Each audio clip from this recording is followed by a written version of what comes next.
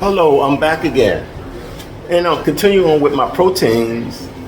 I'm going to go on with my next protein that I'm doing for my first week on my series on how to cook certain proteins. We're going to go with a T-bone steak. And we're going to cook it medium rare. A lot of people like them medium rare, but as long as you cook them on each side, that's how well it will be done. So you got medium rare, rare, and well done. If you want it well done, it's going to cook longer on both sides, so you can get no pink in the middle. In rare, it'll be cooked 2 minutes on one side, 1 minute on the other to get a nice pink in the middle. In medium rare, you probably cook it for maybe 5 minutes or so, depending on how thick it is. This is about 2 inches, about an inch thick. So I say that's getting it rare. I'll say we'll cook it for about a good 2 minutes on each side. So what I'm gonna do right now, the only thing I'm doing with it, I'm not using a lot of ingredients, y'all. I'm just teaching y'all the basics on some techniques. What I'll do is I just had a T-bone steak. I had salt and pepper to season it to taste, and some butter on the end to bring it on in. I will add some garlic. I do have garlic, and I will add garlic with it as well.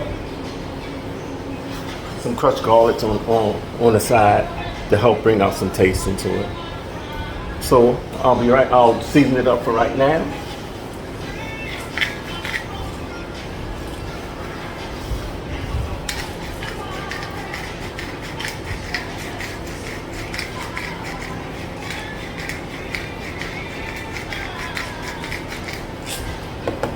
A little bit of salt, not a lot.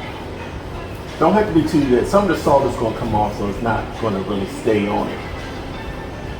I could go with some more stuff on it, but I'm not going to worry about the seasoning and stuff like that. So, as much. You can season your food with garlic, pepper, onion, salt. You can put, sometimes I like to put,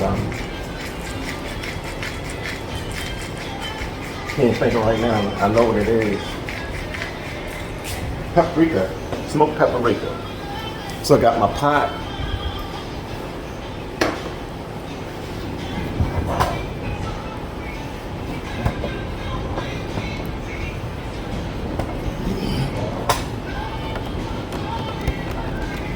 You can see my pot right there. I'm gonna put some more olive oil inside. I just got medium heat on. Want that to get a nice temperature.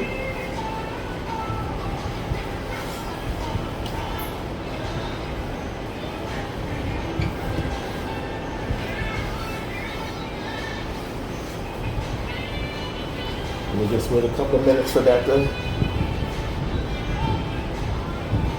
get a good temperature, and then we'll saute. I'm doing medium rare. I'm gonna try medium rare myself. I'm getting older, and I'm not digesting, especially red meat. I don't eat much red meat, but I do eat it.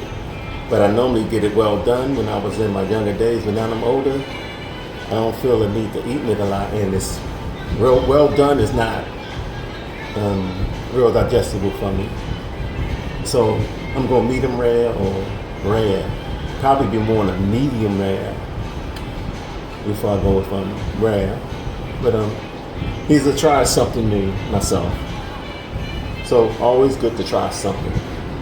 But as long as it's in your palatable, it's within your culture. And that's what I talk about with people that may be my potential clients. You know, I try to be inclusive of all things. I'll be talking about 2 proteins. I mean, this is a week on proteins. So I'm also got some vegetable proteins that I'm gonna be cooking with. Lentil soup is a good protein, a vegetarian protein, and also baked beans is a protein as well too. And I'm gonna make a baked bean loaf, just like a meatloaf, but it's just made with baked beans. So hopefully you'll stay tuned for that as well. That'll be coming up in a couple of days as well. So hold on for a minute. Well, I'll get this steaming, sauteing now. My pot should be ready, and I'm going to put this in. Let me clean my utensil.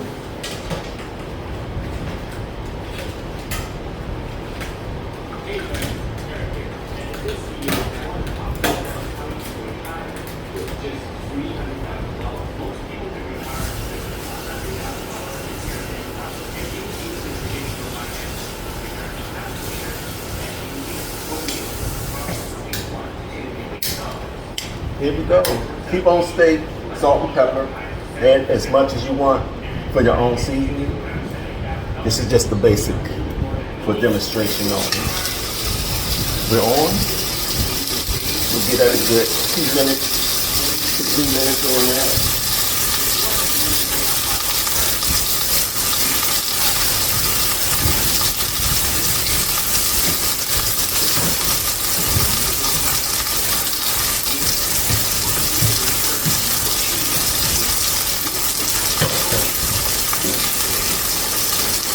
Now it's sizzling real well. That's got a good sizzle to it.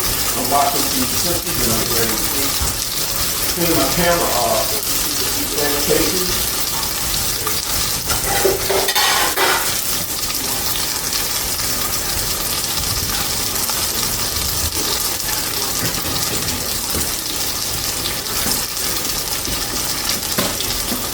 Right now I'm getting my sanitation. I'll put it in front of the camera. Get my sanitation all together. I'm going from frying the chicken, I'm cooking the chicken, or cooking the steak, T-bone steak. So just using the counter, so I want to make sure the pan is clean.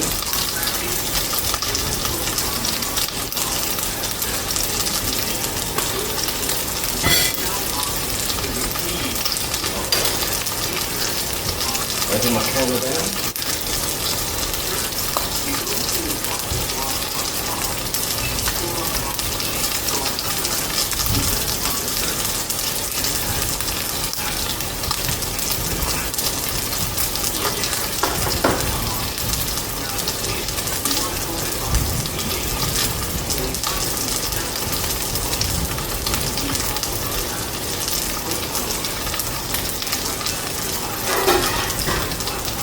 Alright, we'll let that saute for a little bit more.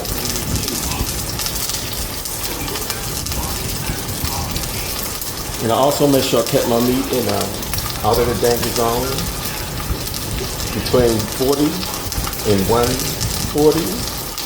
I kept it out of the danger zone and cooked it when it's ready. I did let it stay out the refrigerator and warm up some, so it can be completely same temperature all the way around. I don't want it to be cold. And it could be cold in one spot and not in the other, and it might cook differently. So I just set it out for a good 10 to 15 minutes before I started cooking it. It was already thawed, so I did that. I'm nosy, y'all. Let's see what this looks like. I'm going to decide this for a moment. Get some good seariness to it. I'm almost ready to turn it, but I don't want to be too anxious. Let it go for 2 more minutes, and then I'm going to flip it on the opposite side.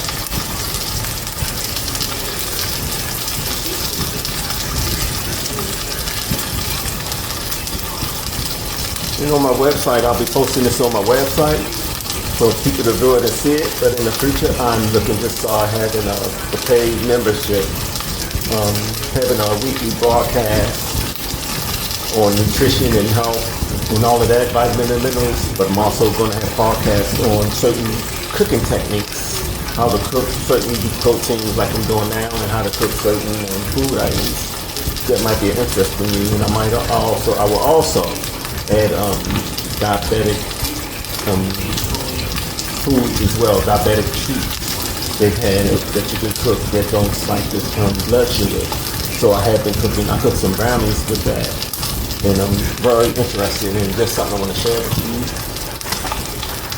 Purchased this off Amazon,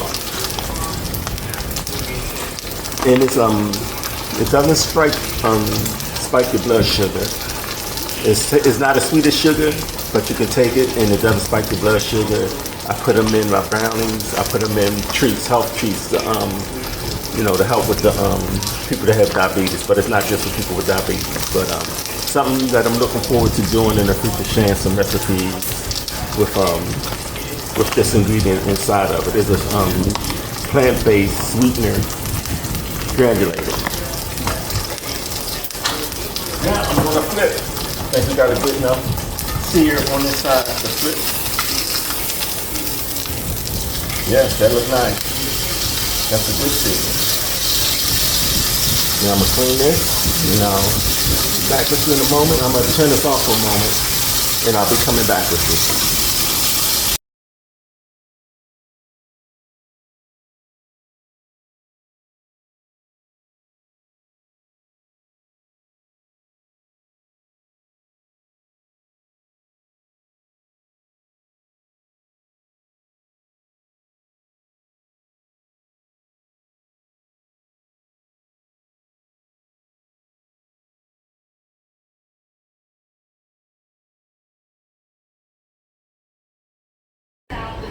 Welcome back. I went out for a moment. I didn't know. I don't know where I lost y'all at, or my video went off. But I just got finished plating my chicken. I cut it open. I see no blood. It's cooked all the way through. After putting it in the oven, after sauteing it and pan frying it on the top, I put it on the bottom in the oven for 35 minutes to 40 minutes at 375. And it cooked all the way through on the inside.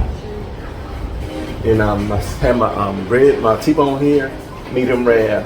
I'm ready to cut into that after I finish garnishing my chicken. I put parsley on it, and I'm gonna put a little bit of paprika on it, just to give it a little color, and put it on a plate. Give it a little garnish look. I don't have no fancy stuff for my garnish right now, but I work on my garnishment. That might be another class. So that's how it looks, and I'm gonna give it a taste.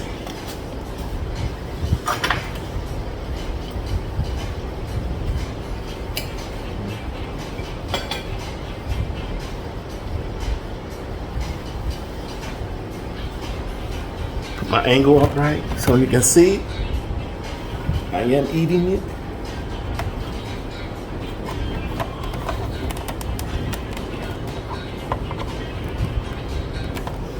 Here we go. Let me give it a little taste.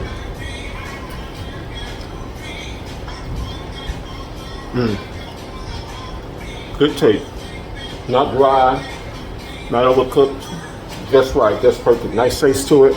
Not over seasoned. Now I put light seasoning on it. I only put salt and pepper.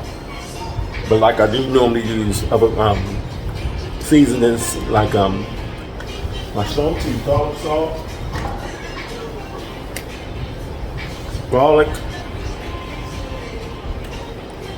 salt, garlic powder.